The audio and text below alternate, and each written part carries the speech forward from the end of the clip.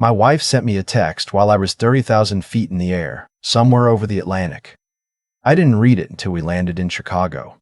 By then, she had already made her move. The message was short. I've spoken to a lawyer. I want a divorce. The beach house has been listed. Don't make this difficult. I read it twice. Then I put my phone in my pocket, picked up my carry-on, and walked through the terminal to get a coffee. I wasn't calm because I didn't care. I was calm because I hadn't been ready for this for almost 2 years. My wife and I had been married for 19 years. We met when I was 31 and she was 28. She was working as an interior designer. I was running a mid-sized logistics consulting firm I had built from nothing over the previous 6 years.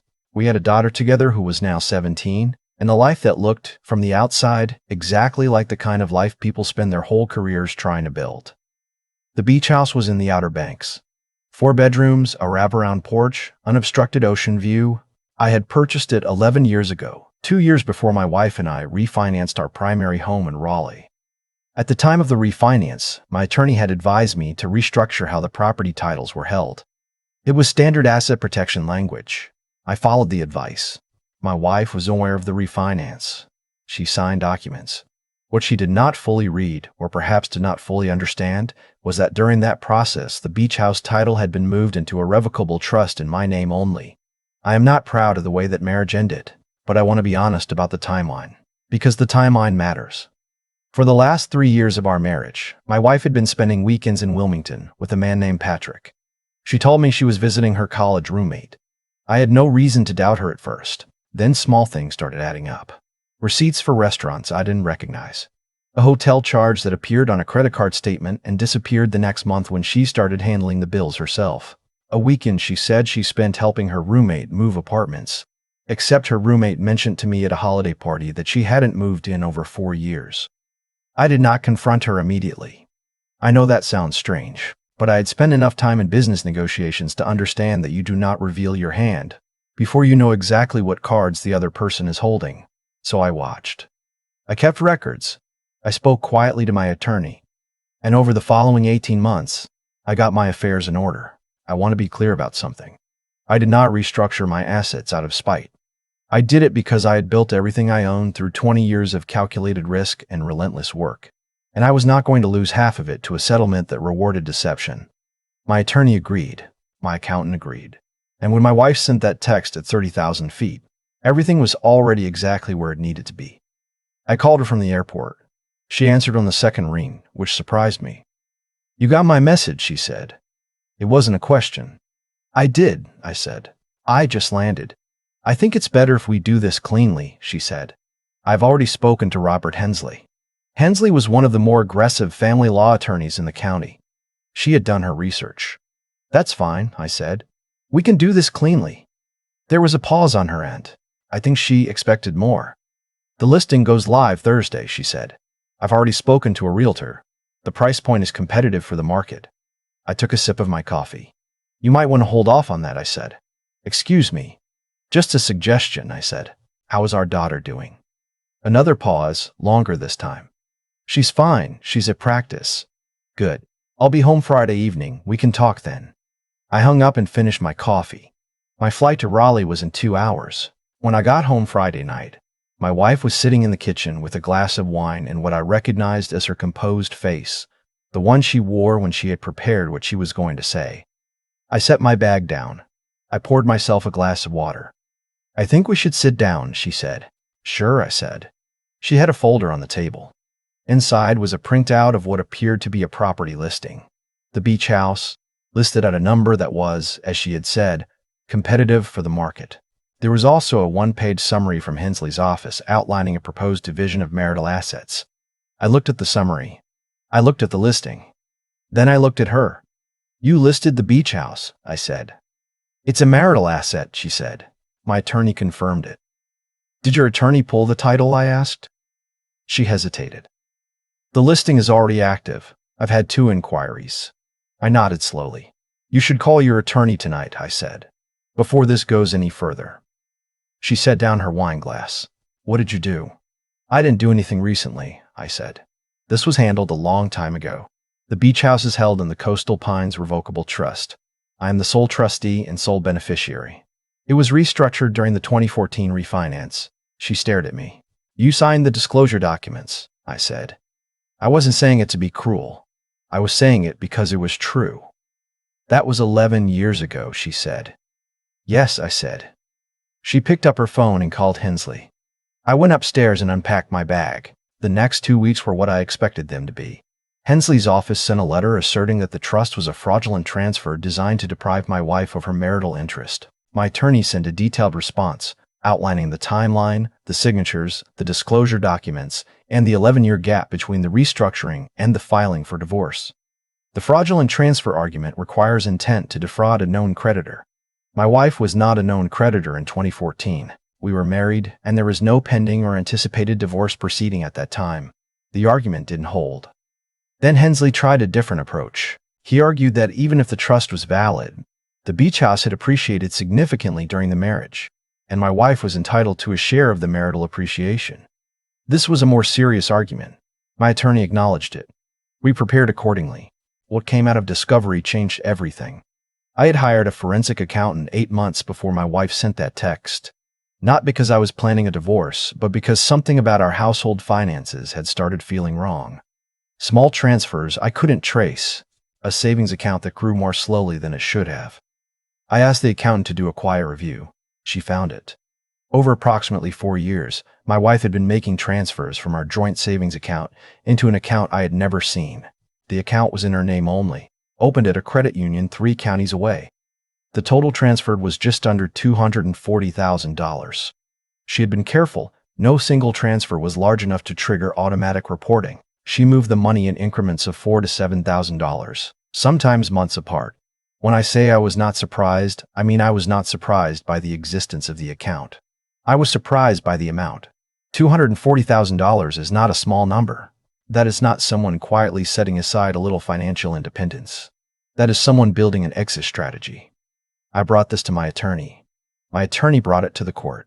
My wife's attorney had a very different kind of conversation with her that week. My wife did not know I knew about the account. I had never mentioned it, never given any sign. She'd operated for 4 years under the assumption that her transfers were invisible. They were not.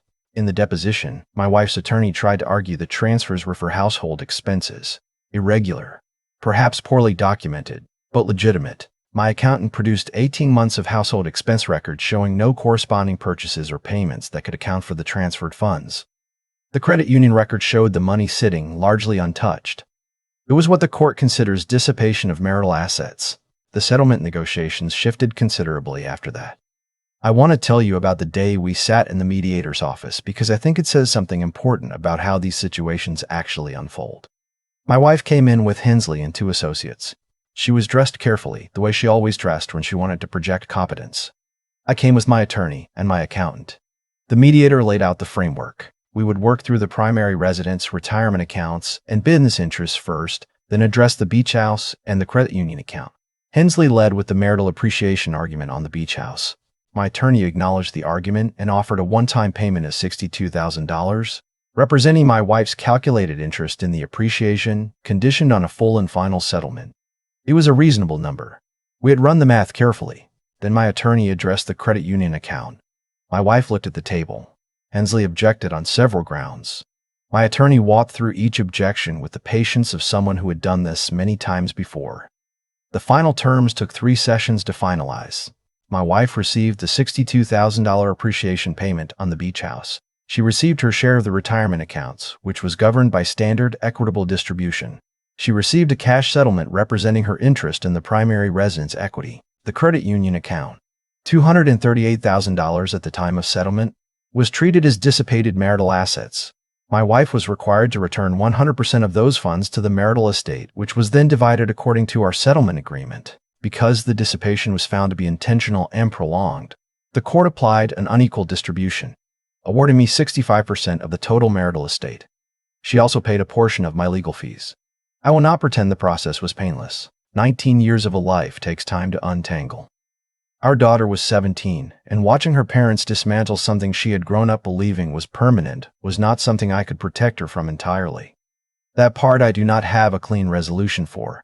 She is doing better now than she was a year ago. She and I talk more than we used to. That is something. The man named Patrick moved to Charlotte 6 months after the divorce was finalized. I don't know what happened with that. It's not something I spent energy on. The beach house is still mine. I went there alone for a long weekend last October. I sat on the porch in the evenings and watched the water. It was quiet in a way that felt earned. There is something I want to say to anyone who might be in the early stages of a situation like mine. Not the specific legal circumstances, but the emotional architecture of it. The part where you know something is wrong but you haven't yet decided what to do with that knowledge. Do not react before you are ready. Reaction without preparation is expensive in every sense of the word. The instinct, when you discover betrayal, is to confront immediately, to make the other person see what they've done and feel what you feel. I understand that instinct, but a confrontation that happens before you have full information, before your assets are protected, before your attorney has reviewed your situation, is a confrontation that benefits the other party more than it benefits you. I am not advising people to be cold or calculating in their marriages. I am saying that when a marriage has already functionally ended, when one person has already made their plans and begun their exit, the other person deserves the same preparation before the conversation becomes official. My wife had been planning this for years. She had the lawyer ready. She had the listing ready. She had the account ready. The only thing she hadn't done was find out what was actually in my name. I had been planning too. The difference was, I had been planning the entire time we were still married. Not to leave, but to make sure that if she left, she would find everything exactly as it should be. After the settlement was finalized, my attorney sent me a summary document laying out the final terms. I read through it at my desk on a Tuesday morning with a cup of coffee. Then I filed it in the cabinet where I keep important documents, and I went back to work. A colleague asked me later that week how I was holding up. I told him I was fine. He looked at me the way people do when they aren't sure if you're being honest or just holding yourself together. I was being honest. Fine is not the same as untouched. 19 years matters. I'm not the kind of person who pretends it doesn't, but there is a difference between grief and damage. And I had done the work to make sure the damage was contained. The grief I could sit with. The grief was mine. The damage would have belonged to both of us. And I had decided, years before, that text message landed on my phone at 30,000 feet, that I was not going to absorb damage I didn't create. My daughter asked me once, near the end of the process, whether I had known for a long time. She's 17 and perceptive, and she had been watching both of us more carefully than either of us realized. I thought about how to answer her honestly without making it worse. I knew enough, I said. For long enough. She nodded like she understood. Maybe she did. The beach house is still mine. I have peace. That is not nothing. After 19 years, after everything that came apart and everything that had to be rebuilt, peace is not a small thing. It is, in the end, exactly what I was protecting. I've thought a lot about what this experience actually taught me, and I keep coming back to one thing. The consequences we face in life are almost never random. They are the accumulated result of choices. Small ones, large ones, the ones we make quietly over years when we think no one is watching. My wife made her choices. She chose deception over honesty, patience over integrity, and a private exit strategy over a direct conversation. Those choices didn't happen overnight. They built on each other, quietly, for years. And the thing about that kind of slow accumulation is that it doesn't stay hidden forever. It compounds. It leaves a trail. And eventually it arrives at exactly the outcome it was always moving toward. I made choices too. I chose preparation over panic. I chose to act on information rather than emotion. I chose to protect what I had built with my own hands, rather than surrender it to someone who had already decided to take it without asking.